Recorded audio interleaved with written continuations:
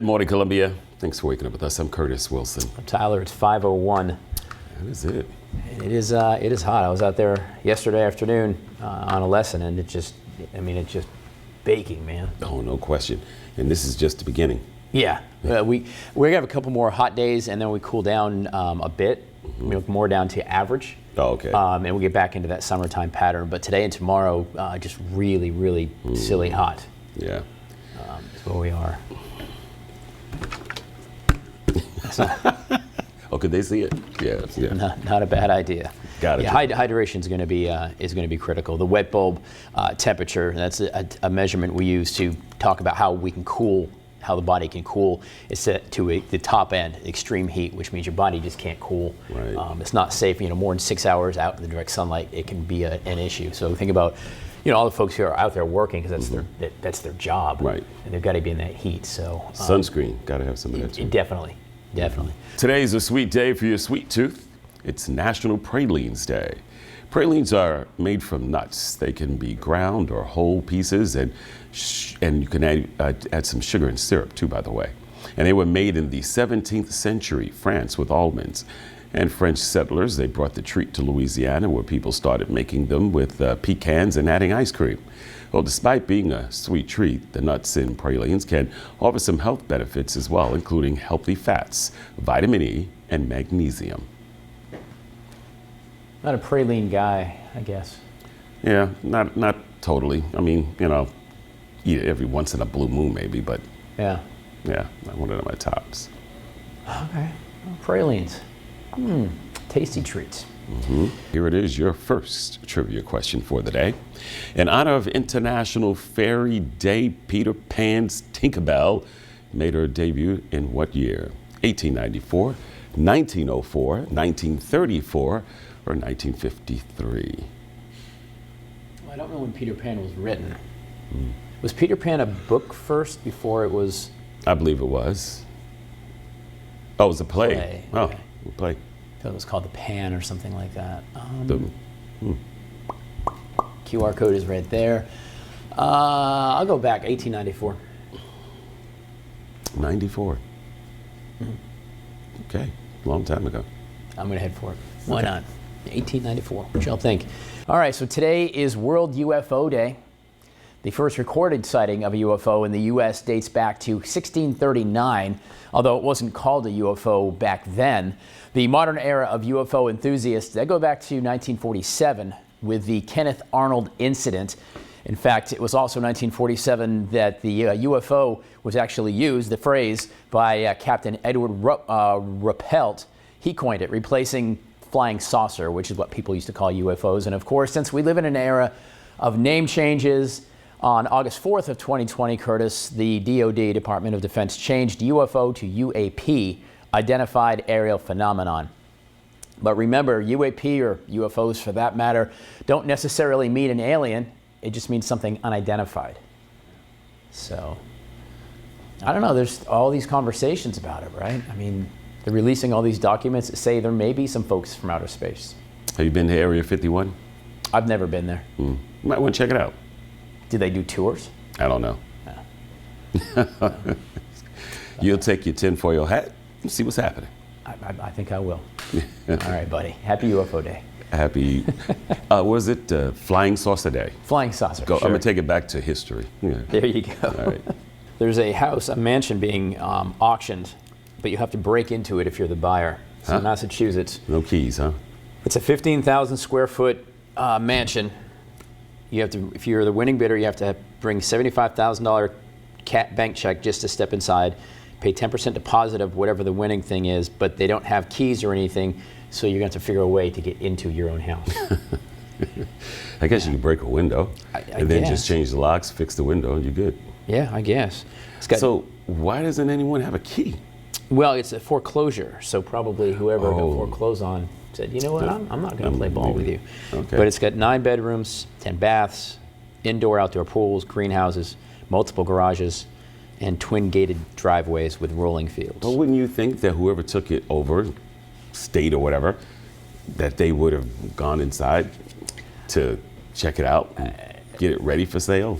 No? I would think so, but maybe there's Yeah, there's no handover of Bank, keys. the bank, They don't maybe? have any keys. So the sellers believe the property is currently occupied, something the buyers will also have to deal with themselves. Oh, there's squatters so in squatting. there. That's the deal. Oh, gee, Christmas. That sounds like fun. Yeah. It's a bargain. Sounds like a nice house, but still. So anyway, there you go. Yeah, well, squatters don't normally take care of the place either, though. No, they don't. Yeah. Oh, there it is. All right. In case you're wondering if you're looking to make a purchase this month. Where's that at? It's in Waltham, Wenham, Mass. Oh, Massachusetts. Yeah, Wenham, Massachusetts. So there you go. Okay. A couple of dogs in Massachusetts, they were barking up the right tree when they encountered a black bear in their yard. Well, the dog's owner, Paige Josti, says that it's not unusual to see bears on her property, but this was the first time her dogs came face to face with one on Sunday. But the underdogs, remember that? They put the bear on the defensive, showing they don't just bark, they bite. The bear eventually ran off, and the dogs went back in the house and were not hurt. Here it is. Some gutsy dogs. Yeah. So look, that dog bit the bear. Well, I guess they didn't mind poking the bear, I suppose. All right. Cute little guys, though. Those are the dogs I want protecting me, I got you. for sure. Let's answer that trivia question we asked you. Peter Pan's Tinker Bell made her debut in what year? 1904, in J.M. Barrie's play called Peter Pan, or The Boy Who Would Not Grow Up. Yeah. 33% of people got it right. All right. All right. Fireworks with the Phil presented. You gonna have him on, the guy? Why don't you have the orchestra? Just some of them come through with the Takashira. Is that his name? Nakahara, close. yeah, Morihiko Nakahara. That was close. That was very close. Because they're professional musicians, you have to pay them. Oh, so that's Yeah, why it's they. the budget, yeah. Yeah. Well, maybe we get a video. That's a good idea. You know? So, because you always have them on. Segra Park, July 2nd, Independence Day celebration goes down for you. It's going to be a lot of fun. Let's see, they're going to do the 1812 Overture. Gates open at 6:30. It's going to be at 8 o'clock. And don't forget, there's some fireworks as well at 9:15, which should be good. Love that. Speaking about fireworks, where's it at? Oh, and here it is. It is Irmo. 4th of July. They're doing it's the laser light show they're going to have going on. Prisma Health Amphitheater in Moore Park, July 4th. It's going to be from 7 until 10 o'clock. And all guests can bring lawn chairs, the blankets, the coolers. Complimentary hot dogs, too, by the way, while supplies last. Okay. And Kona Ice is going to be out there, too. So that should be a lot of fun. Family event. Open to everybody.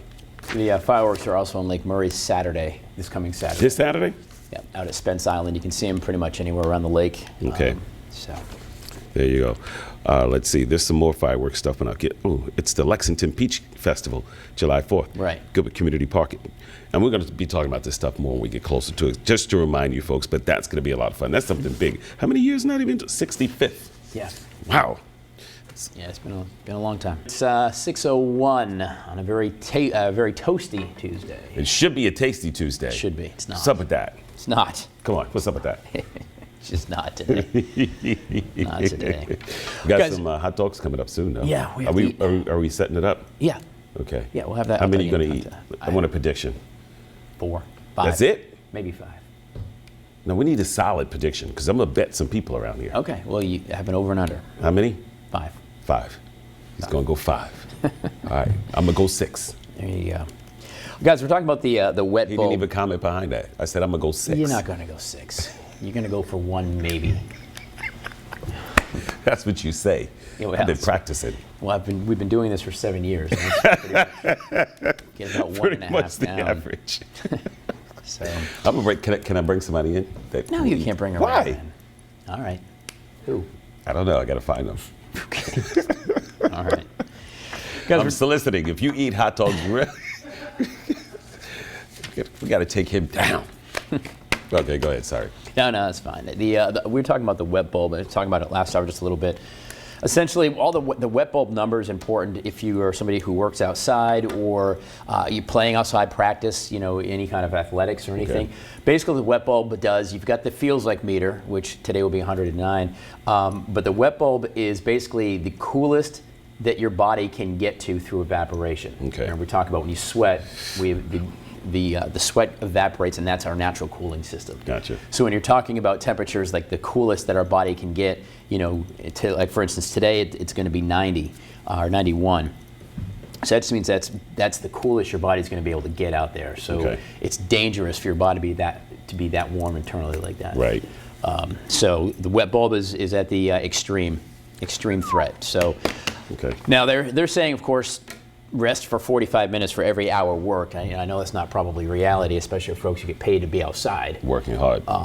but it is time to take some serious precautions if you can prevent being out there that long. There you go. So. All right, get ready to fire up those grills and light those fireworks because 4th of July is right around the corner. And according to the National Retail Federation, spending is going to be in the billions for this year's celebration. In fact, people plan to spend around $9.4 billion on food alone, which equates to roughly $90 per person. Over 86% of people say they'll be celebrating, with the majority planning to either attend a cookout or light up some fireworks. We're going to have the fireworks folks in again. I usually do. Yeah. I usually do. I think they'll probably. What's their name in the business? Mike and Ruthie Hughes. There it is. Discount Fireworks in South Congaree, and they have one in Casey as well, I think. I'm telling you, folks, if you missed that morning show and the fireworks are going off, you're missing something spectacular. Neighbors love it around here. Yeah, they sure do. It's their favorite time. It's your second trivia question for the day. Roughly how much do Americans spend on fireworks during 4th of July? 500 million, 1 billion, 1.5 billion, 2 billion. I think I'm definitely in the billions. Yeah. Especially because New York does their thing, and then all these other cities do their big ones. Didn't you just say that in the story we read a minute ago? How much? Yeah. Yeah, but I think it was individual. Okay. QR code's right there, by the way. 1.5 billion. 1.5 billion. Sure.